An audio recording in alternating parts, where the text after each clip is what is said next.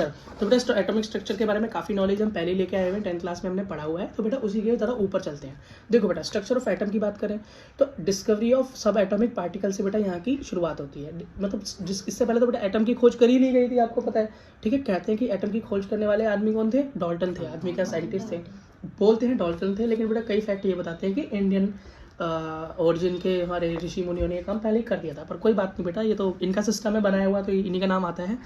हमें इस पर नहीं पढ़ना, हमें पढ़ाई में करना है। देखो एटॉमिक मॉडल दिए गए, ठीक है, डेवलपमेंट हुए हुए बेटा टॉपिक्स हैं जो कि हमको पढ़ने हैं। सिर्फ यही टॉपिक्स हैं बेटा एनसीईआरटी के अंदर, फालतू इससे कुछ भी नहीं पढ़ना आपको अलग। देखो तो बेटा एटम के बारे में सबसे पहले डाल्टन ने बोला। डाल्टन ने क्या बोला कि भैया एटम एक ऐसी चीज़ है जो कि इनडिविजिबल है। मतलब किसी चीज़ को तोड़ते जाओ तोड़ते जाओ तोड़ते जाओ और एंड में एक ऐसा पार्टिकल होगा जो इतना छोटा होगा कि इसको आप फर्दर नहीं तोड़ सकते। उसको बेटा क्या बोलते हैं? एटम बोलते हैं।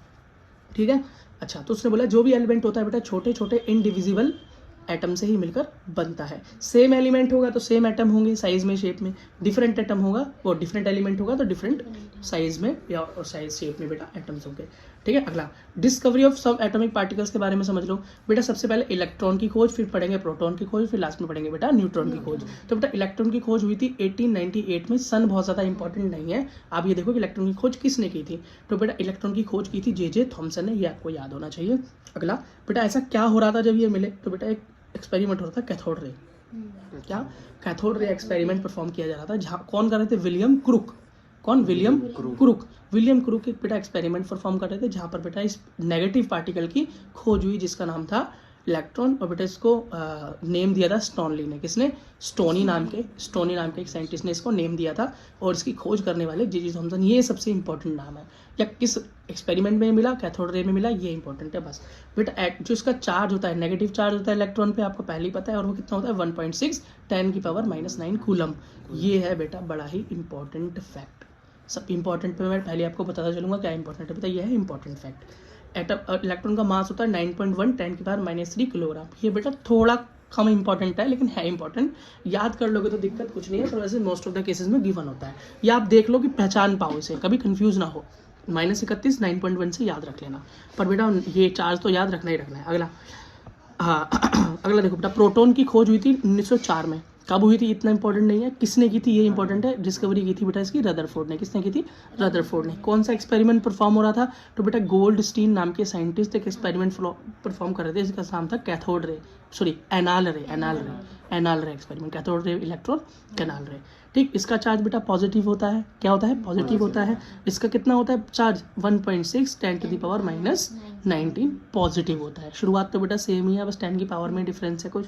अगला इसका मास होता है 1.67 × 10⁻⁻27 किलोग्राम, मतलब हैवी होता है। अगला होता है बेटा न्यूट्रॉन। क्या है? न्यूट्रॉन। तो न्यूट्रॉन की बेटा सबसे पहले डिस्कवरी की थी जेम्स चैडविक ने। किसने बेटा? चैडविक ने की थी। और बेटा कहाँ की थी? बेरिलियम की शीट पर बेटा बम्बार्डमेंट की जा रही थी और वहाँ से हमारे ये न्यूट्रॉन नाम का ये पार्टिकल, सब एटॉमिक पार्टिकल मिला था। इस पर कोई चार्ज नहीं होता, न्यूट्रल होता है। और इसका मास बेटा प्रोटॉन के बराबर ही होता है। और प्रोटॉन और न्यूट्रॉन दोनों हमें कहाँ मिलते हैं? हमें मिलते हैं बेटा एटम के न्यूक्लियस के अंदर। इसको बेटा याद करने की ट्रिक बता रहा हूँ। इससे पहले बताओ ये अल्फा पार्टिकल क्या है। फिर 10th क्लास में पढ़ के आए थे कि रदरफोर्ड ने एक्सपेरिमेंट किया, अल्फा पार्टिकल्स को अल्फा पार्टिकल्स को गोल्ड शीट पे मारा, जिससे कि हमको आगे एटम के एक स्ट्रक्चर उन्होंने दिया। तो बेटा ये अल्फा पार्टिकल होते क्या है? तो हीलियम जो होता है, हीलियम गैस, उसके अंदर से अगर सारे इलेक्ट्रॉन निकाल दिए जाए, उसके इलेक्ट्रॉन्स को निकाल दिया जाए तो सिर्फ प्रोटॉन और न्यूट्रॉन बचेगा अंदर।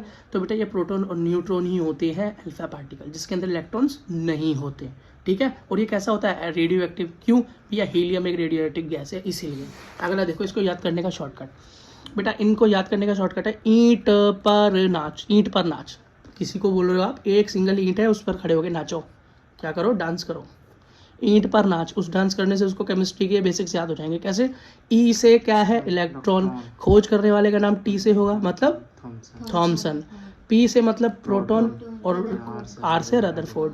नाच से क्या हो गया भैया? न्यूट्रॉन। और सी से हो गया चैडविक। तो आपको ईंट पर नाच याद रखोगे तो कभी भी भूलोगे नहीं।